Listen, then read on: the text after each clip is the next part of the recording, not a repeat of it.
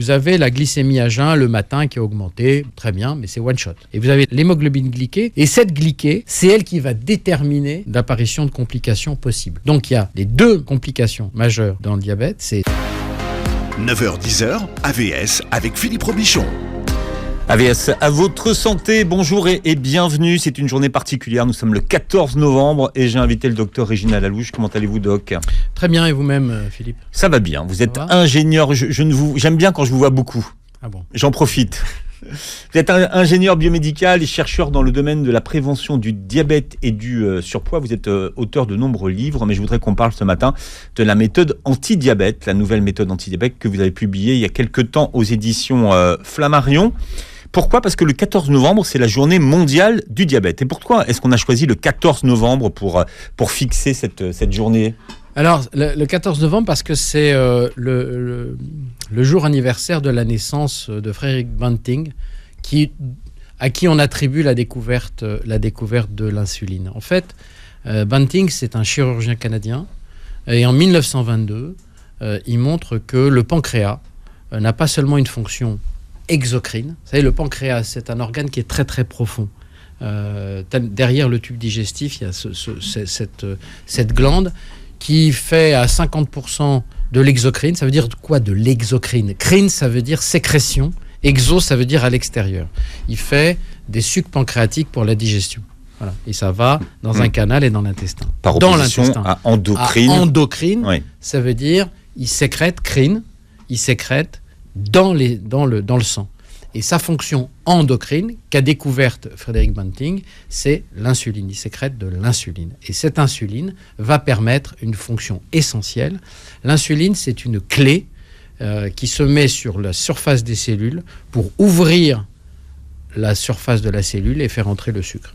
Si vous n'avez pas l'insuline, le sucre reste dans le sang et ne rentre pas dans les cellules. Et si les cellules n'ont pas ce glucose, eh bien, elles meurent. C'est tout simplement. L'hormone du XXe siècle, comme on l'a appelé, l'insuline. L'hormone reine. L'hormone reine absolue. Voilà. Et donc, Frederick Banting, il a travaillé, il a remarqué ça, et puis il y avait un étudiant en biochimie qui passait, qui s'appelait Charles Best, qui était là, et ils ont fait des expérimentations sur des animaux, et ils se sont aperçus qu'effectivement, ils ont réussi à isoler l'insuline. Ça leur a valu un ou plusieurs prix Nobel, d'ailleurs. C'était sur des chiens, non ? Des chiens ou des lapins. Ils ont testé quoi, voilà. Mais avant, il y a eu des choses avant 1922. C'est ça qui est intéressant. C'est qu'en fait, on a commencé à subodérer. D'abord, il faut savoir que les gens qui étaient diabétiques à l'époque... Alors attention, vous savez qu'il y a deux types de diabète. Enfin, il y en a trois types de diabète. On le rappelle peut-être rapidement ? Oui, puisque de toute façon, c'est la journée mondiale du diabète. Il y a le diabète de type 1, qui est une maladie qui touche plutôt les adolescents, les enfants, les nourrissons, qui est une maladie auto-immune, c'est-à-dire que ce sont des enfants qui ont une infection, et cette infection, au lieu, eux, de faire des anticorps contre l'infection, ils vont faire des anticorps en même temps contre leur propre pancréas. D'ailleurs, c'est un truc intéressant sur ce qui va... On a trouvé des choses pas mal et intéressantes, on va y revenir. Et donc, ils détruisent leur pancréas. S'ils détruisent leur pancréas endocrine, qu'est-ce qui se passe ? Eh bien, il n'y a plus de sécrétion d'insuline, et toute leur vie, il faut qu'ils s'injectent de l'insuline. Aujourd'hui, le traitement est parfait. Je pense que vraiment, alors entendu, il y a des diverses situations en fonction des individus, mais en gros, la vraie découverte, on a découvert l'insuline, on l'a isolée, on l'a reproduite, on a pu l'injecter, et maintenant on est arrivé au point où on a des stylos-piqueurs. Alors c'est ce que vous êtes en train de montrer. Alors c'est pas très radiophonique ce que vous faites, mais on va expliquer ce que vous faites. C'est un stylo qu'on charge, qu'on arme, et puis on se pique, on appuie sur le bouton et l'insuline est injectée. Voilà. Donc alors qu'avant c'était beaucoup plus compliqué. Aujourd'hui, avec un stylo comme ça, eh bien on peut faire 3 ou 4 injections par jour, très très simplement. Ça va très très vite. Et puis il y a même aujourd'hui ce qu'on appelle la boucle fermée, c'est-à-dire que vous avez des pompes à insuline. Il y a une mesure par des capteurs, et le capteur donne la glycémie en temps réel, et la pompe peut adapter le traitement au patient. Donc en fait, aujourd'hui, un diabétique de type 1, bien pris en charge, à part l'adolescence qui est compliquée, parce qu'à l'adolescence, on rejette tout, et on rejette aussi sa maladie parce qu'on en a marre de se piquer alors que les autres ne se piquent pas. Mais en gros, un diabétique de type 1, il a à peu près la même espérance de vie qu'une personne sans diabète de type 1. Donc ça, c'est 10% des diabètes. D'accord ? Après, vous avez le diabète de type 2, qui fait 90% des diabètes. Et ça, c'est une maladie où il faut toujours une prédisposition génétique. Il y a toujours de la génétique là-dedans. Vous savez que si vous avez un parent diabétique, vous avez 40% de risque d'être diabétique vous-même à l'âge adulte. Après, là, on parle de type 2 toujours. Hein. Type 2. Et si vous avez 2 parents diabétiques, c'est 70% de risque d'avoir un diabète. Mais, ça n'est pas irrémédiable. Ça n'est pas... Et pourquoi on a plus de risques, en fait, finalement Parce que quand vos parents sont diabétiques, ils ont exprimé probablement certains gènes qui vous ont transmis à la naissance. Et ces gènes, si vous êtes confrontés à de la sédentarité et un mauvais environnement alimentaire, eh bien, vous allez les exprimer à votre tour, et vos enfants également. Vous comprenez ? C'est ce qu'on appelle l'épigénétique.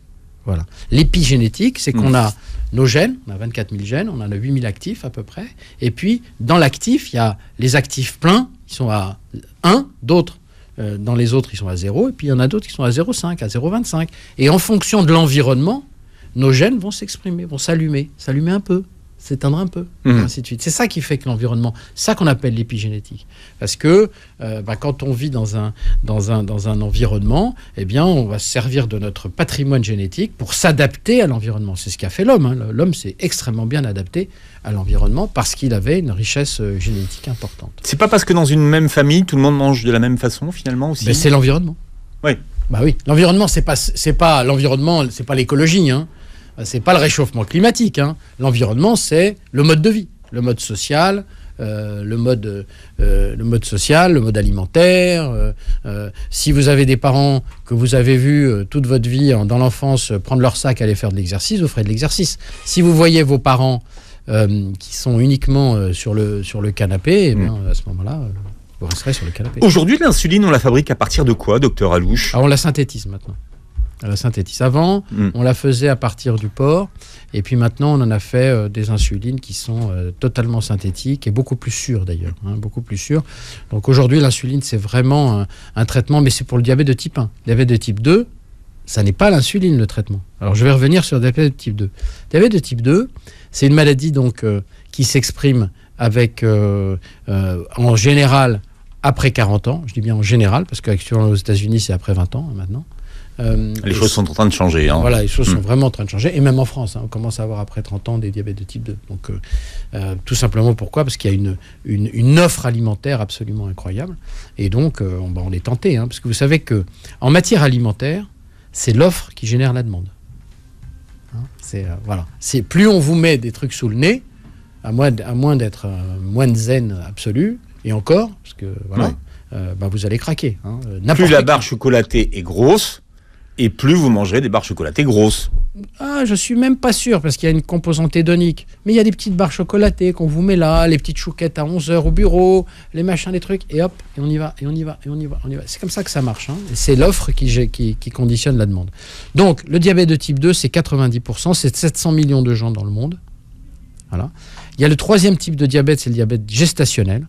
C'est un diabète qui démarre avec la grossesse et qui, en général, au deuxième trimestre de grossesse et qui se termine à l'accouchement.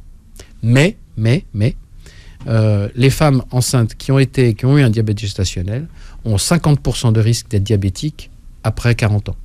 Donc, une femme qui a eu un diabète gestationnel doit être surveillée et tous les ans faire une glycémie et une hémoglobine glyquée pour s'assurer qu'elle n'a pas de diabète en préparation. Et puis, il y a j'ai dit 3 formes, mais il y en a 2 autres que je cite mais qui font très très peu de pourcentage. C'est le diabète génétique, le MODY, M-O-D-Y, voilà. Et le diabète, le LADA, qui en fait, le diabète du type 1, je vous ai dit que c'était avant 20 ans, mais en fait c'est un late adult diabète qu'on a après 40 ans, mais qui se soigne comme un diabète de type 2. Voilà, ça c'est les diabètes. Et puis vous avez la phase précoce, qu'on appelle le prédiabète. Et ça c'est ma passion. Pourquoi ? Parce que ce qu'on appelle le prédiabète, c'est une zone un peu grise, qui est que vous avez une glycémie à jeun. Glycémie, je rappelle, sucre, glucose, émi, sang, donc c'est le taux de sucre dans le sang à jeun. Donc la normale, c'est entre 0,75 g par litre et 1,05 g par litre. Ça, c'est la normale. Je rappelle que pour les femmes enceintes, c'est moins de 0,9 grammes par litre. C'est pas les mêmes référentiels. Et donc, ça, c'est la normale. Au-dessus de 1,26 grammes par litre, 2 fois à 15 jours d'intervalle, c'est le diabète de type 2 installé. Et entre les deux, entre 1,06 et 1,25, vous avez ce qu'on appelle le pré-diabète. Et la chose fondamentale, et je vous remercie de m'inviter pour en parler, c'est que quand on a le prédiabète, il est réversible.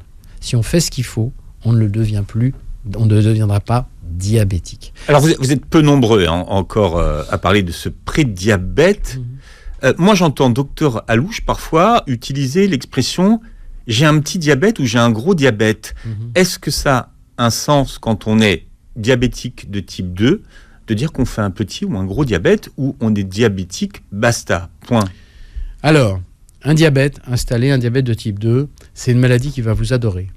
Il va s'installer tranquillement et il va faire son travail. Son travail, c'est simple. Vous avez vu, en ce moment, il y a à EDF le problème de la corrosion des tuyaux. C'est la même chose.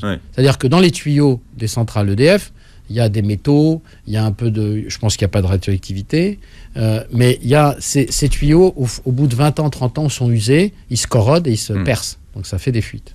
Le diabète, c'est la même chose. Non, je vous posais la question pour savoir si finalement un petit diabète, ce qu'on appelle un petit diabète, ça pourrait être un peu la même chose qu'un prédiabète, et que en face de petit diabète, on pourrait être réversible. Alors, il n'y a pas... Alors, vous voyez ce que je veux dire? Attendez, quand on dit un 26, c'est comme, vous savez, la date de péremption des yaourts. Il ne se passe rien le 31 décembre dans une date, dans le yaourt qui déclenche à minuit.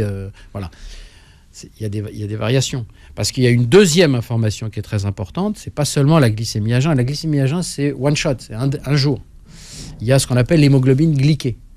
L'hémoglobine glyquée, c'est très important. C'est, en fait, dans le sang, vous avez de l'hémoglobine. L'hémoglobine, c'est ce qui transporte l'oxygène. C'est pour ça que c'est rouge, le sang. Ça transporte l'oxygène, ça devient rouge. Et puis, quand le sang a donné son oxygène aux organes, voilà, et bien à ce moment-là, il devient bleu, entre guillemets, parce qu'il est chargé de gaz carbonique. Voilà. Mais dans le rouge, il y a une petite partie de cette protéine qu'on appelle l'hémoglobine, une petite partie, une fraction A1C, qui se marie avec le sucre. Vous savez, c'est une glycémie à jeun. Donc il y a toujours du sucre dans votre sang, parce qu'il n'y a pas de sucre dans votre sang, vous tombez en malaise, et voilà. Eh bien, cette fraction, elle se marie avec le sucre. Elle est glyquée. Glyquée, ça veut dire mariée au sucre. Et donc, il faut que cette fraction soit entre 4,5, 4 et 5,7% de glyquée. Au-dessus, entre 5,7 et 6,4, c'est le prédiabète. Au-dessus de 6,4, c'est le diabète. Alors pourquoi 6,4,7 ?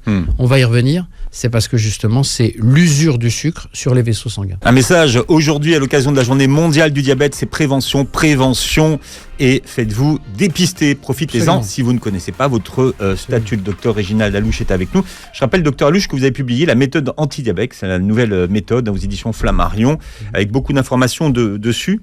Beaucoup de gens qui pensent qui n'ont pas de symptômes, que tout va bien finalement, ne se sentent pas concernés par le diabète. Ah oui, alors ça c'est... Alors d'abord, quand vous voulez savoir si vous l'avez ou pas, ou si vous avez un risque, interrogez vos parents. Est-ce que vos parents ont un diabète de type 2 ou pas, ou vos grands-parents? Regardez s'il y a une hérédité dans la famille. Ça, c'est le premier point. Ensuite, c'est très très simple. Vous faites une glycémie à jeun, une hémoglobine glyquée, et vous en profitez pour faire ce qu'on appelle les transaminases pour savoir où en est votre foie. Et en gros, vous saurez. Voilà. Si vous avez, on l'a dit tout à l'heure, si vous avez entre 1,05 et 1,26 grammes par litre, vous êtes en prédiabète. Et là, tout est possible et tout est réversible. Si vous avez au-dessus de 1,26 grammes par litre, eh bien, vous avez un diabète de type 2 qui, lui, est plutôt irréversible, sauf exception. Parce qu'il y a eu effectivement des études. Des phases de rémission.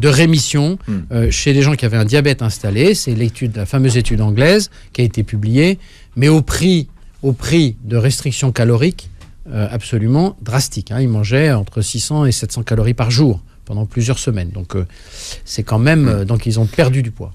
Mais si on n'a pas de symptômes, est-ce que ça a un sens de faire le test, docteur Alouche ? Alors, ça a absolument un sens parce qu'il n'y a pas de symptômes dans le diabète. Vous avez des tas de gens qui découvrent le diabète comme ça, parce qu'à un moment, ils ont un malaise ou parce qu'ils voient moins bien. Parce qu'il faut parler des complications du diabète. Le diabète, c'est une maladie assez simple. Le sucre n'est plus régulé de façon convenable. on peut avoir plusieurs origines. D'ailleurs, petite histoire, c'est extrêmement intéressant parce qu'aujourd'hui, on sait effectivement que le diabète a une forte connotation génétique et héréditaire. Mais on ne sait pas vraiment qui va le faire, comment, à quel niveau. Il y a une expérience qui a été faite dans les années, je crois que c'était 1800, attendez, je l'ai noté, je crois que c'était 1849, c'est quelque chose comme ça, par un très célèbre anatomiste et physiologiste, c'est Claude Bernard, donc 1849. Il a fait, dans une leçon à l'université, il a fait la fameuse piqûre du chien. Il a piqué un chien au niveau du plancher du 4e ventricule dans le cerveau et il a provoqué un diabète. Il a fait une injection. Donc, en fait, le diabète, c'est une maladie qui intégresse aussi le cerveau. C'est-à-dire que c'est à un moment, il se passe quelque chose dans l'organisme qui fait que le cerveau décide de plus réguler l'insuline de façon satisfaisante. Vous savez que tous vos organes vont au cerveau. Tout est régulé par le patron. Et le patron, à un moment, il décide le diabète. Personne ne peut dire à quel moment le diabète va se déclarer. Donc pas forcément de symptômes. Pas du tout. Le prédiabète, il n'y en a aucun, quasiment aucun. Mais par exemple, les gens qui disent, on entend souvent ça, docteur Alouche, par exemple, j'ai soif. Je vais uriner souvent. Quand on a soif, ça veut dire qu'on est déjà passé au stade diabétique. C'est pas des symptômes de prédiabète. Alors, attention. Quand on commence à avoir une polydipsie, polyurie, pour utiliser des termes techniques, c'est-à-dire on a très soif, on a envie de pisser, ça, c'est plutôt des signes de diabète de type 1. Par exemple, chez l'enfant et l'ado. Oui, diabète, ça vient de quoi? D'un mot grec, qui est diabétès, ça veut dire qui traverse. C'est-à-dire que c'est des gamins, ils boivent de l'eau, ils pissent. Ils boivent de l'eau, ils pissent. Et pourquoi? Parce qu'ils ont commencé à avoir une atteinte rénale, et en général, ça se finissait très très mal. Parce que je rappelle que le diabète de type 1, il y a plusieurs siècles, c'était la mort, quand même. Avant l'invention de l'insuline. Jusqu'à ce que l'insuline, puisque je crois que le premier patient à avoir été traité, c'est en 1922. En 1922, c'est un certain Thomson qui a été le premier à être traité avec l'insuline de Benting et de Best, justement. Et donc, quand on a très soif et envie de pisser, là, il faut quand même s'intéresser, il faut approfondir. Mais soif, c'est un symptôme de diabète de type 1 aussi? Ou bien sûr, pourquoi? Si vous avez beaucoup de sucre dans le sang, parce que l'insuline ne met pas le sucre dans les cellules, il le laisse dans le sang. C'est-à-dire, vous avez les roues, c'est Paris, quoi. C'est-à-dire, vous avez personne dans les immeubles, tout le monde sur la route. Qu'est-ce qui se passe? Il faut fluidifier. Pour fluidifier, on va essayer de faire rentrer les gens, mais si on n'a pas d'insuline, on va essayer de vider les voitures. Voilà. Donc, ou de les diluer. Donc, élargir les avenues. Vous voyez ce que je veux dire? Je ne sais pas si l'image est bonne, mais en gros, boire, pourquoi? Pour diluer le taux de sucre dans le sang. Donc on a soif, on fait rentrer de l'eau parce qu'il y a trop de sucre. Voilà. Donc ça, c'est plutôt un signe. Se balade, voilà. Mais le diabète de type 2, c'est-à-dire le plus commun, 90%, les premiers signes, alors du prédiabète, ça peut être un peu des somnolences après le repas, à midi. Vous savez, c'est ces réunions où on a un collègue qui s'endort vraiment, il a vraiment, c'est pas du tout qu'il veut pas bosser, c'est qu'il peut pas s'empêcher de s'endormir. Ça peut être une certaine irritabilité, des gens qui de temps en temps ont une petite irritabilité. Ça peut être aussi des marques un peu brunes dans le cou, des petites pigmentations. Mais tout ça n'est pas constant. Et on peut très bien être en prédiabète pendant 10 ans. Il faut 10-15 ans pour faire un diabète. Non, ce qui est à dire, et c'est ça qui est important dans ce que vous dites, docteur Alouche, c'est qu'une grande majorité des personnes qui sont diabétiques aujourd'hui l'ignorent et le découvrent. Prédiabétiques.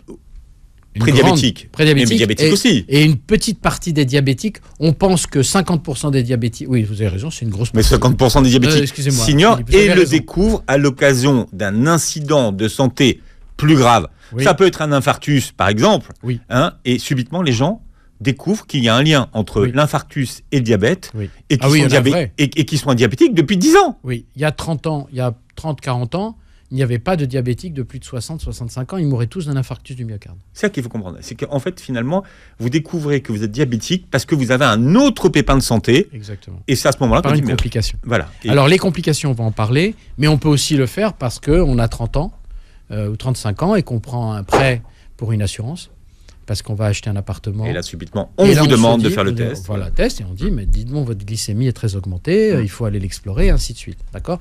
Donc, c'est quoi les complications ? Alors, le problème du diabète, c'est les complications. Et alors, les complications, aujourd'hui, personne ne peut dire qui va faire les complications et qui ne va pas les faire.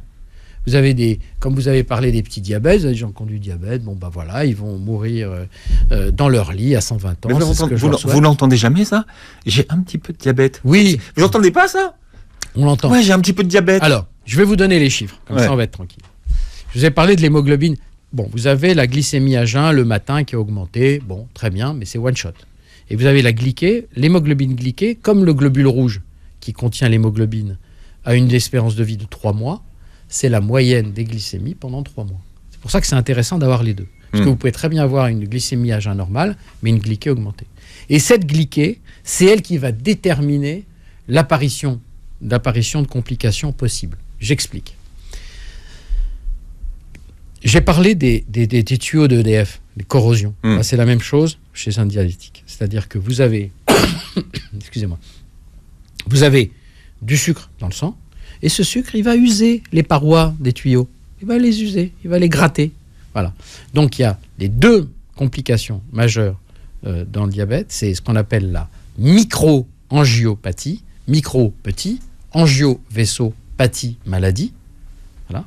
Et ça se déclenche après 6,4%, au-dessus de 6,4% d'hémoglobine glyquée. Et puis, vous avez la macro-angiopathie, gros macro, angio-vaisseau-pathie maladie, qui va attaquer les gros vaisseaux, les gros tuyaux, les artères fémorales, la rénale, les carotides et ainsi de suite, et les coronaires. Donc ça, c'est au-dessus de 7%. Voilà. Donc c'est simple. Vous avez un diabétique qui vient vous voir, ce qu'il faut, c'est essayer impérativement, et plus tôt il vient, mieux c'est, de passer en dessous de 6,4. En dessous de 6,4, l'action corrosive du sucre a très très peu d'influence. Parce que quand j'ai dit micro-angiopathie, je vais parler des complications. Quelles sont les plus petites artères? Il y en a une que vous ne voyez pas tous les jours et qui vous amène du sang, c'est celle dans les yeux. Dans les yeux, vous avez des artères qui sont quasi transparentes et qui vous envoient du sang que vous ne voyez pas. Vous pouvez le voir si vous écrasez vos orbites comme ça, vous êtes dans un... Donc là, vous avez mis vos mains sur vos yeux, vos poings sur vos yeux. Voilà. Et puis quand vous les ouvrez, si c'est sur de la neige, vous allez voir les flux sanguins dans les yeux. D'accord. Ça, c'est des artères qui vont irriguer la rétine, qui est le capteur en fait de l'œil. Et ces artères-là, elles sont très sensibles, elles sont toutes petites. Ou il y a d'autres artères. Alors c'est pour ça qu'on conseille à quelqu'un qui vient d'être diagnostiqué diabétique d'aller voir son ophtalmo pour faire un fond d'œil. Pour éviter qu'il ait une rétinopathie. Vous avez raison, rétinopathie diabétique. Ensuite, vous avez encore quelques, vous avez comme petite artère. Dans vos nerfs, là, dans vos doigts, quand vous touchez, vous avez des nerfs. Ces nerfs, pour être vivants, ils ont bien besoin d'avoir du sang. Donc il y a des toutes petites artérioles qui amènent le sang, là. Si ces petites artères sont touchées, eh bien, vous pouvez, à force, si je fais ça par exemple, eh bien à ce moment-là, et si je ne sens rien, je vais me faire des micro-traumatismes au bout des doigts ou au bout des pieds, si les chaussures sont un peu serrées. Et là, c'est par exemple ce qu'on appelle dans la neuropathie diabétique. À ce moment-là, on risque d'avoir des phénomènes qui sont des phénomènes de mauvaise préhension. Après, on va parler des amputations. Je vais y arriver. Troisième artère artérioles qui sont touchées, dans les reins. Vous avez dans les reins des petits néphrons qui filtrent, et ces artères. Donc, première complication, si on est au-dessus de 6,4, c'est les risques de rétinopathie diabétique et donc de cécité à terme. Insuffisance rénale, parce que je rappelle que le diabète, c'est la première cause de dialyse rénale dans le monde, première cause, confondue. Et troisièmement, c'est le risque de neuropathie diabétique, c'est-à-dire des douleurs aux extrémités, des choses comme ça. Ça, c'est micro. Et là, en fait, on parle du diabète, mais vous êtes en train de nous parler des complications. Et finalement, plus que le diabète, c'est les complications qui sont graves. Ah bah oui, parce que quand vous commencez à avoir des problèmes pour lire, quand vous commencez à avoir des problèmes avec vos reins, ou des problèmes de sensibilité, là, la vie commence à changer drastiquement. C'est pour ça que je trouve qu'on est vraiment complaisant avec cette maladie. Extrêmement complaisant. Il faut tout faire, je dis bien tout faire, pour qu'il ne s'installe pas chez vous. Foutez-le dehors. Voilà. Et d'ailleurs, les médecins aujourd'hui, les médecins l'ont bien compris. Avant, il y avait une espèce d'inertie thérapeutique. Alors, vous êtes diabétique, je vais vous donner ce médicament, puis 5 ans après, je vous en donne un deuxième, et puis après, je vous en donne un troisième, et puis après, vous finissez à l'insuline. Hein. Aujourd'hui, on est dans l'intensification thérapeutique.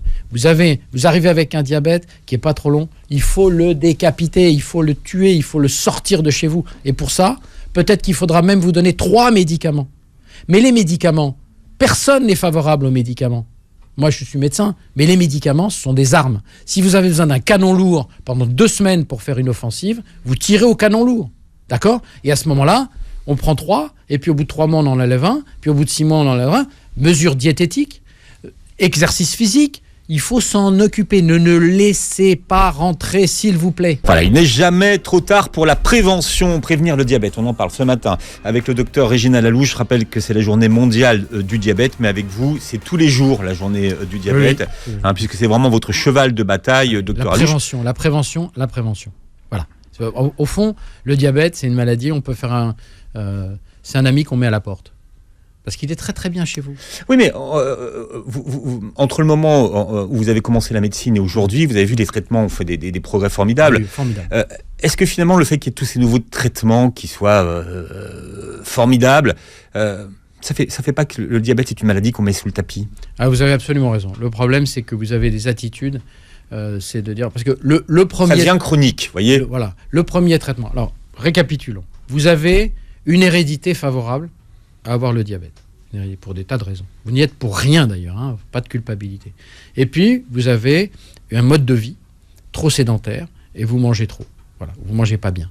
Et bien à ce moment-là, il faut prendre le premier traitement, parce qu'on a parlé de médicaments, mais le vrai premier traitement, c'est avoir un rééquilibrage alimentaire, je ne parle pas de régime, de rééquilibrer de façon alimentaire, et puis de faire de l'exercice physique. Parce que quand on fait de l'exercice physique, qu'est-ce qu'on fait ? On brûle du sucre dans des muscles. On fait marcher ses chaudières. Voilà. En fait, en gros, c'est quoi quelqu'un qui a un diabète ? C'est quelqu'un qui a une prédisposition héréditaire et qui se remplit plus qu'il ne se vide. Voilà. Et comme il se remplit plus qu'il ne se vide, eh bien tout ça, ça se stocke, ça se circule dans le sang, et puis jusqu'au jour où on n'arrive plus à stocker, on n'arrive plus à grossir, et puis le sucre se balade dans le sang et fait son travail de ruine. Et donc, on a parlé tout à l'heure de la microangiopathie. La macroangiopathie, qu'est-ce que c'est ? C'est que ça attaque les gros vaisseaux. Ouais. Et comme ça attaque les gros vaisseaux, ça irrigue plus les extrémités, particulièrement le pied, puisque vous savez qu'il y a le pied diabétique. Il y a des services spécialisés dans le pied diabétique. C'est-à-dire que commencez à avoir l'orteil qui pourrit, on coupe l'orteil, puis après on coupe un peu plus. C'est la première cause d'amputation non traumatique, le diabète, quand même, il faut le savoir. Donc, je veux dire... Alors, et personne ne peut dire qui aura ça et qui aura pas ça. Il y a aussi la notion de terrain. On en a parlé une autre semaine sur les terrains artériels. Les gens qui ont un bon terrain artériel, d'autres qui ont un mauvais terrain artériel. Donc, ce qu'il faut, c'est prévenir. Donc quand vous allez voir votre médecin, qu'est-ce qu'il va faire, votre médecin ? Il va d'abord vous faire un bilan. Il va regarder où vous en êtes. Il va voir votre âge. Il va savoir si votre diabète est ancien ou s'il est nouveau. S'il est jeune, le diabète, c'est un très bon signe. Si vous venez tôt, c'est très très bien. Parce qu'à ce moment-là, il va mettre en place les règles diététiques, les règles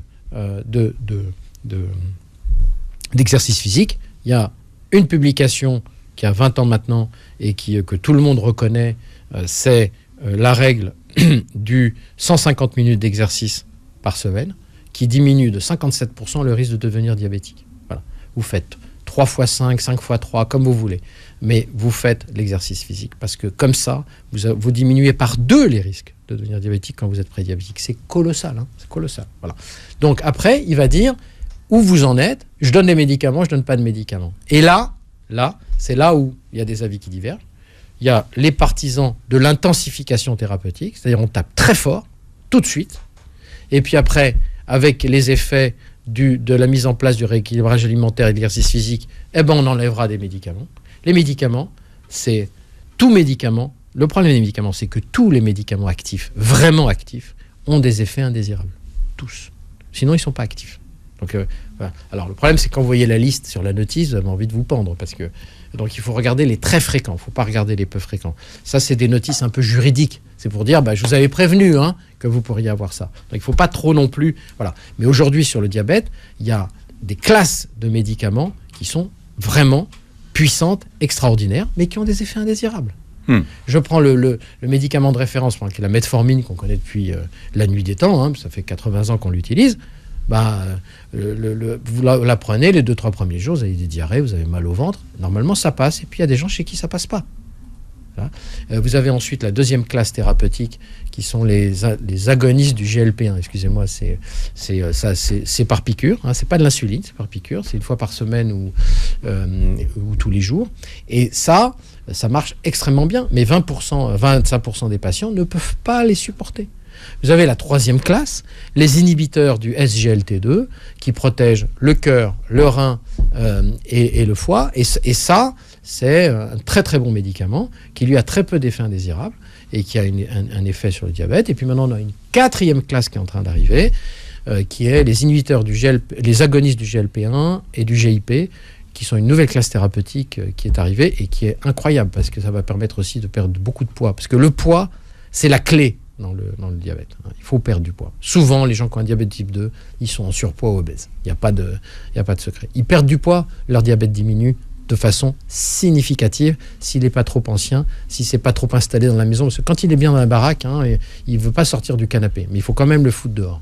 C'est un ami qui vous veut du mal. Donc, il faut le mettre dehors. Il est très sympathique. Il n'y a pas de symptômes. Tout va bien. On s'endort un peu après la télé. Mais c'est pas possible, ça. Ça, c'est pas possible. Parce que les complications, vous ne savez pas celles que vous aurez. Alors, je n'ai pas parlé d'autres classes de médicaments, qui sont les sulfamides d'hypoglycémie, ainsi de suite, mais qui sont déjà un peu plus anciens. D'accord. Quand on tape fort et on associe plusieurs médicaments, on en associe combien à peu près ?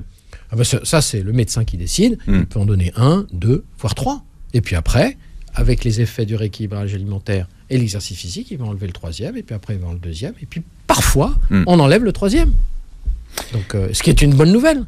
Quelqu'un qui vient vous voir aujourd'hui, Réginald Alouche, oui. Qu'est-ce que vous faites pour lui ? Ce que je fais pour lui, c'est que d'abord, je regarde à quel niveau il en est. Est-ce qu'il est en prédiabète ou en diabète ? Ensuite, diabète type 1, type 2, ainsi de suite. Et puis après, on négocie ensemble un rééquilibrage alimentaire. Parce que quand vous avez 20 ans d'habitude alimentaire, c'est pas facile de changer du jour au lendemain. C'est pas vrai, On a des habitudes, il y a des choses qu'on aime. Souvent, on aime les féculents, les glucides, on aime le sucre. Beaucoup de mes patients disent « Mais j'ai une appétence incroyable pour le sucre. » Donc, il faut trouver des leurres. Il faut faire leurrer le cerveau. Parce que le cerveau, vous savez qu'il y a une couche raisonnable. Oui, il faut que je fasse attention. Mais il y a une couche inconsciente, qui est plus basse, qui s'appelle le noyau arqué, qui compte les calories, qui n'est pas du tout raisonnable. Donc, il faut Donc, ça commence par un rééquilibrage alimentaire. Toujours. Ouais. Toujours. Est-ce que ça veut dire qu'il faut supprimer les sucres quand on est diabétique ? Non, pas du tout. Et de l'exercice. Je dirais même de l'exercice avant le rééquilibrage alimentaire. Voilà. Je le dis. Je veux dire que le problème, aujourd'hui, nous avons des urbanistes qui sont certes très bons, mais qui n'ont pas compris que l'homme, il est fait à 80% de masse maigre avec des muscles. Et que s'il ne fait pas marcher ses muscles, c'est comme une entreprise qui a 20 000 salariés et qui ne les fait pas bosser. D'accord ? C'est une société qui a très très peu d'espérance de vie. En fait, on vit dans un monde où on a oublié qui on était. On a oublié la nature. Alors c'est très bien de dire le réchauffement, le machin, le truc, mais il faut penser aux hommes. Aujourd'hui, on est en train d'entasser les gens dans des villes où il n'y a aucune possibilité, ou très peu, de faire de l'exercice. Et en plus, on vous livre l'alimentation. C'est-à-dire que vous n'allez même pas la chercher. C'est-à-dire qu'on est arrivé dans un truc, c'est un non-sens absolu. Non-sens absolu. Donc, et puis bougez pas, parce que si vous bougez, vous faites ça, ça implique machin. Il y a quelque chose qui va pas très très bien. Il faut sauver les hommes. C'est bien de sauver la Terre, mais il faut sauver les hommes aussi. Et je pense qu'on les sauve pas, les hommes. Il faut penser aux hommes. Quand je dis les hommes, c'est générique. Et nos enfants aussi. Parce qu'aujourd'hui, on parle de très bien. Ne me faites pas parler de ce que je n'ai pas envie de parler, mais je crois que vraiment, on pense plus aux hommes. On pense systémique, on pense collectif, mais la réalité, c'est que les gens, ils ont besoin de bouger. Quels sont les endroits qui se permettent aujourd'hui de bouger dans une ville comme Paris ? Quels sont les endroits qui permettent aux hommes de bouger à Paris ? Voilà. Alors c'est ça une ville saine. C'est bien parce qu'on a un maire à Paris qui fait beaucoup de rues piétonnes. Oui. Je sais qu'on dit beaucoup de choses sur ce maire, sur cette maire. On dit maire ou maire ? Mairesse. Notre mairesse. Mais la réalité, c'est que peut-être que elle, alors je sais que c'est pas très, mais peut-être qu'elle a fait des choses que les autres n'ont pas fait. Il reste un fan. Non, mais on l'a trouvé. On l'a trouvé. C'est pas. Il y en a un. Il y en a un. Non. Anne Hidalgo, vous avez, voilà, le docteur Alouche dit au moins que vous avez fait marcher les Parisiens parce qu'il n'y a plus de transport en commun. Il faut les faire marcher. Le problème, c'est la coordination avec le transport en commun. C'est un vrai problème. Non, ce que vous êtes en train de nous dire aujourd'hui, c'est que avec des mesures comme un rééquilibrage alimentaire et le fait de bouger, on peut inverser la tendance. C'est ça. C'est pas moi qui le dis. C'est des statistiques. Il y a même les Américains ont fait le DPP, le Diabetes Prevention Program, qui est en route aux États-Unis, parce que pour les États-Unis, c'est une catastrophe, le diabète. Une catastrophe. Vous savez que ce stylo, en France, alors, on rappelle ce que le stylo qu'il faut montrer. Ça, c'est un agoniste du GLP-1. Ce stylo, en France, il vaut à peu près 79 ou 80 euros, remboursé par la Sécurité sociale. Aux États-Unis, il vaut entre 400 et 600 $. D'accord ? Donc, aux États-Unis, c'est une vraie plaie, ce diabète. C'est une vraie plaie. Et donc, le DPP, le Diabetes Prevention Program, il commence par exercice. Et on sait que si vous pratiquez 150 minutes d'exercice physique cardio par semaine, vous diminuez les risques de devenir diabétique de 57%. Alors, vous avez déjà fait une vidéo sur le sujet, docteur Alouche, c'est le fait de pouvoir prendre sa glycémie. Vous verrez regarder sur la chaîne YouTube. Mais s'il y a un message à faire passer, c'est que même si tout va bien, que vous n'avez pas de symptômes, aujourd'hui, prenez au moins cette résolution d'aller vous faire dépister. Mais oui, parce qu'on est dans le monde de l'excès aujourd'hui. Il y a une offre pléthorique sur tout. Donc, faire une fois par an un petit bilan, où on mesure la glycémie à jeun, on regarde si on n'a pas une anémie en faisant une numération formule, on regarde si on a un foie qui fonctionne bien avec les alates et les azates, si les transaminases, on regarde l'hémoglobine glyquée, on regarde un peu... Voilà, et on fait ça une fois par an, et c'est une fois par an, et pour la collectivité, ça coûte pas très très cher, et au moins on sait pourquoi. Parce que la prévention et la maladie, vous savez quel est le facteur économique entre les deux ? 40.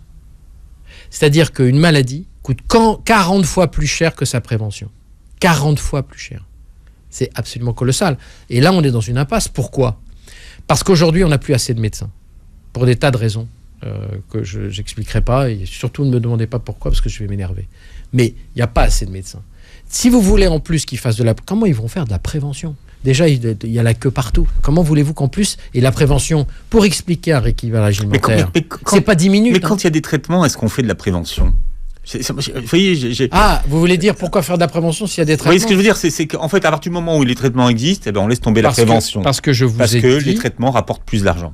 Ah non, mais ça c'est autre chose, On est dans un système capitaliste. Les sociétés qui font des médicaments. Parce que le diabète, ça rapporte beaucoup d'argent. Elles doivent faire. Oui, mais attendez, on est dans un système, capitaliste. Donc, alors on peut tout ce qu'on veut, Big Pharma, machin, mais enfin heureusement qu'il y a Big Pharma, parce que s'il n'y avait pas de Big Pharma, il n'y aurait pas d'antibiotiques, il n'y aurait pas d'antihypertenseurs. Le seul problème, c'est quoi ? C'est que tout médicament actif a des effets indésirables. Donc, il faut éviter de se retrouver dans le cas où on prend ces médicaments qu'on sera obligé de prendre, peut-être à vie. Regardez l'hypertension aujourd'hui. Un hypertendu, quand il est hypertendu, il ne peut plus revenir en arrière. Et donc, il prend son comprimé. Donc voilà, on est dans ce système-là. Et si on avait fait de la prévention, le problème de l'hypertension, c'est que la prévention, elle est un peu plus compliquée, parce qu'il y a un facteur familial et génétique très fort dans l'hypertension. Et donc, il y a beaucoup de gens hypertendus. L'hypertension, c'est aussi l'insuffisance cardiaque à terme, c'est plein de choses. Donc, on est dans un système comme ça. Ce système marche plutôt bien, mais ça n'est pas parce que les industriels de la pharmacie trouvent des médicaments qui sont puissants et qui sont bien tolérés qu'on doit attendre ce moment-là en se disant « j'en ai rien à faire ». De toute façon, dans 10 ans, je prendrai les médicaments. C'est pas comme ça que ça marche, parce que si par chance les médicaments vous vont, ça va. Ceci étant, ça coûte à la collectivité, parce que les médicaments coûtent de plus en plus cher, parce qu'ils sont de plus en plus élaborés, de plus en plus techniques. Mais surtout, c'est votre vie. Personne ne vous dit que vous allez les tolérer. Et personne ne vous dit que vous ne développerez pas quand même les complications. Donc en fait, la prévention, c'est tout bénéfice. Voilà. Donc faites de la prévention. Vous, Philippe Robichon, qu'est-ce que vous faites dans ces émissions ? Vous faites quoi ? Vous ne traitez pas les gens, vous faites de la prévention. Et vous avez raison. Pourquoi ces vidéos ont du succès ? Elles ont du succès, je le dis sans modestie, mais parce que vous donnez de l'information aux gens pour qu'ils arrivent à prévenir ces maladies. Parce que, paradoxalement, elles sont assez faciles à prévenir. Un petit truc. Vous voulez savoir si vous êtes prédiabétique ? Il y a un test qui s'appelle le Finish Test, qui est un test finlandais qui est reconnu depuis 25 ans, que j'utilise d'ailleurs dans mon livre. Il y a le test dans votre livre. Voilà. Ouais. Et vous savez si vous avez si vous êtes prédiabétique, vous avez des risques d'être diabétique. Voilà. C'est rien, c'est sur Internet, clic, et vous savez à peu près. Et si vous savez, vous allez voir votre médecin traitant. Les médecins français sont de très bons médecins et il vous dira ce qu'il faut faire. Voilà. Et vous écouterez les vidéos de Beurre FM qui vous diront voilà ce qu'il faut faire si vous avez un risque d'être diabétique. Bien, et mouiller la chemise, comme dirait le docteur. Toujours mouiller la chemise. Alouche, merci d'avoir été avec nous, docteur Alouche. Vous réécouterez donc l'émission en podcast en faisant votre gym, en mouillant votre chemise. Vous regarderez la vidéo sur la chaîne YouTube et passez une très belle journée santé sur Beurre FM.